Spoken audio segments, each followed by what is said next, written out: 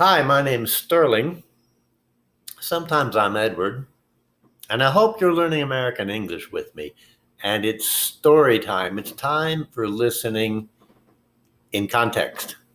And this is a great story because even though I already moved to Mexico, and this was sort of an escape for me, considering all the things that have happened in 2020 in consideration of all that and keep on happening. And this is just my second year here in Mexico. When I hear a story like this one, like the one I'm about to tell, I wonder if it might be possible to make a real escape, like to really escape from all of society. I wonder if there's any place left on this earth where you might be able to actually escape. Maybe so. Just listen. You probably don't already know the story of Pitcairn Island. If you do, it's interesting anyway. And I would bet, but I can't be sure, I would bet that there's no pandemic issue going on Pitcairn Island. That's the place we're going to talk about. Maybe you might have heard something about the history of the Pitcairn Islands. There actually are 3 islands, and they're in the South Pacific Ocean. And in these modern times, the Pitcairn Islands hold the record for being the least populated territory in the world. They've got the smallest number of people living there of any country, of any territory in the entire world, in this entire earth. There's one good reason for that, because they're also in one of the most remote regions on the planet, one of the most inaccessible places on earth.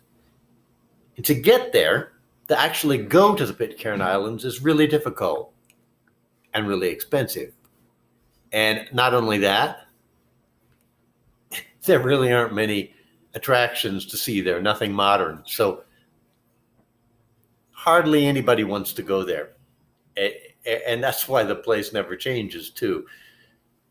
But anyway, this whole Pitcairn Island story is just very cool.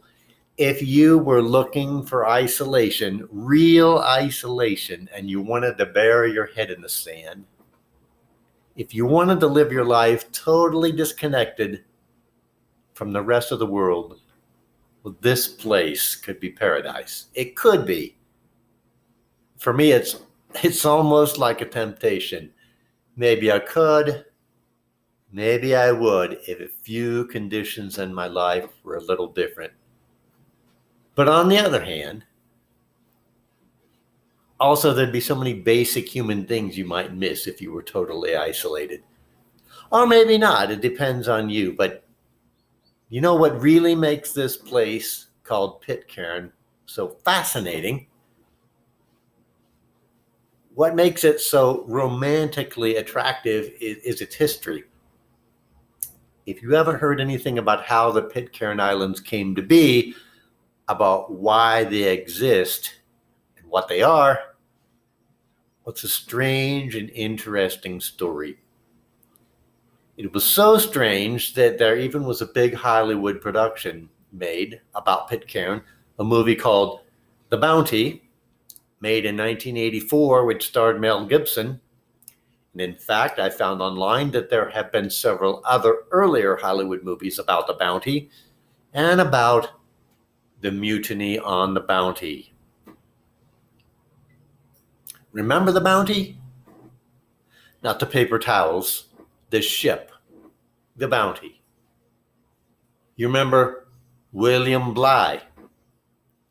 If you remember what happened on the Bounty back in 1789, you know the background of why now there are people living on the Pitcairn Islands today.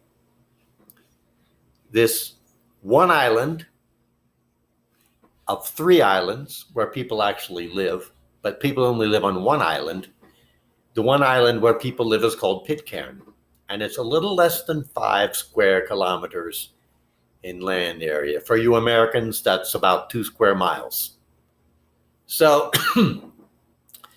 actually, that's about 10 or 15 times smaller than the city where I live, which is Guadalajara, Mexico. That's just a size comparison. It's a tiny little place. And the location? The closest major modern inhabited island is called Rapa Nui, and that's more than 2,000 kilometers away. And New Zealand, the country of New Zealand, is about 5,000 kilometers away. And somewhere in the South Pacific region is the Polynesian island of Tahiti. Tahiti is actually only about 500 kilometers away from Pitcairn. Anyway, it's really remote. Today, less than 100 people continue to live on Pitcairn. Less than 100 people. I wondered, what language do they speak? What does it sound like? I imagine they speak something like pirate English, or some kind of English like what they spoke in 1789 in England, because their ancestors were, do you know who their ancestors were? Their ancestors were the mutineers of the Bounty. So the story of how today's tiny little population of Pitcairn Island came to be is just fascinating. So here it is, very shortened. In 1788, there was a British ship called the Bounty. And the Bounty was sent from England by the British government on a mission to gather food growing plants that they could take to the Antilles, that a set of islands on the other side of the Caribbean, with the idea of making all these worldwide British possessions into self-sufficient places so they could grow their own food. Because in that era, the British were still bent on having colonies all over the world. And of course, the world was still very undeveloped. And of course, in that era, the Brits had just lost one of their biggest colonial areas. That was the 13 colonies that had just become the United States. In fact, in 1789, the United States was writing its constitution, electing its first president.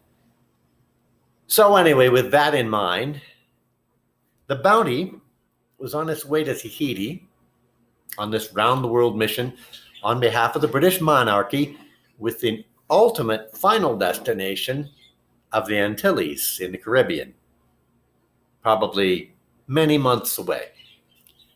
And there were 46 British crew members on board the Bounty. And they arrived in Tahiti, where they took a break for 6 months. And they all thought Tahiti was just paradise on earth. And of course, they didn't want to leave Tahiti. And the captain of the Bounty was an Englishman, of course, named William Bligh. Bligh was not really well liked by a lot of the crew. Actually, he was hated by quite a few of his crew. When it was time to leave Tahiti, the crew didn't really want to go. They were having a really great time with beautiful Tahitian women. And the captain was telling them to leave all that behind, get on a boat, live on the boat with a bunch of other men for many months to come. Quite a change. But they obeyed their leader. They signed up to be crew members of the Bounty. They obeyed their leader kind of reluctantly, and they set off. And Captain William Bligh had intended then to set off on the final journey across the oceans to reach the Antilles. But a big problem came up because of the dissatisfaction among the crew, and they'd just been pulled from this paradise. They were not happy to leave Tahiti, and they thought Bligh was a real jerk anyway. So they were, in fact, really upset with the way that they were being treated by Bligh. So one of the more rebellious members of the crew was a young man named Fletcher Christian, and he organized a group of 18 rebellious crew members who basically took the ship from Bligh. Bligh was forced to leave the ship, and they put him on a little emergency lifeboat. It was apparently a really ugly situation, and the ship was already several days out to sea, so it was a long way to anywhere. They just dumped Bligh in the middle of the Pacific Ocean in this little dinghy, tiny little lifeboat. Then somehow, almost miraculously, Bligh managed to travel 6,500 kilometers in his little lifeboat. We don't know how far it was. We don't know where they were. But he reached the island of Timor. It was at least 6,500 kilometers. Apparently, he missed Tahiti, where eventually he was rescued by the British government. The crew that stayed on the Bounty was now under the leadership of Fletcher Christian, the rebel, the mutineer, the traitor. And they all wanted to return to Tahiti. They hoped that they could get back the paradise that they'd been enjoying there already. And some of them had to leave behind some hot Tahitian girlfriends. Basically, they just loved the beautiful Tahitian women. And so they did return to Tahiti for a little while, but it was only for just over a month, because then their dream was interrupted. The British had found out about the mutiny from Captain Bligh, who somehow showed up in Timor in his lifeboat. And he was not happy. Fletcher and his crew probably never expected Bligh to reach land that quickly, or maybe they never expected him to reach land at all. So when British agents arrived in Tahiti just a few months after the mutiny, they were in trouble.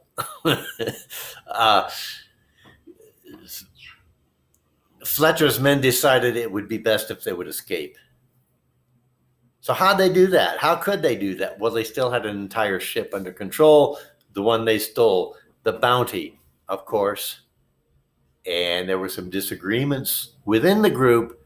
Not all the crew remained with Fletcher Christian. Some of them stayed on Tahiti. But Christian and his followers took the Bounty, along with 13 beautiful Tahitian women and 6 Tahitian men as well. We have to assume some of the Tahitian members must have been girlfriends of the crew. And they left Tahiti on the Bounty once again, and they went searching for a safe hiding place. And after a few days, they arrived on what's now called Pitcairn Island. The island at that time had been inhabited before, centuries earlier, but now there was nobody on it. So they figured this would be the perfect destination to protect them from the British agents that were after them for the mutiny. And for the way they abandoned Bligh and practically left him for dead in the middle of the ocean. It turned out they were right. Pitcairn was the perfect place to hide out for years. And we'll talk about that in video number 2.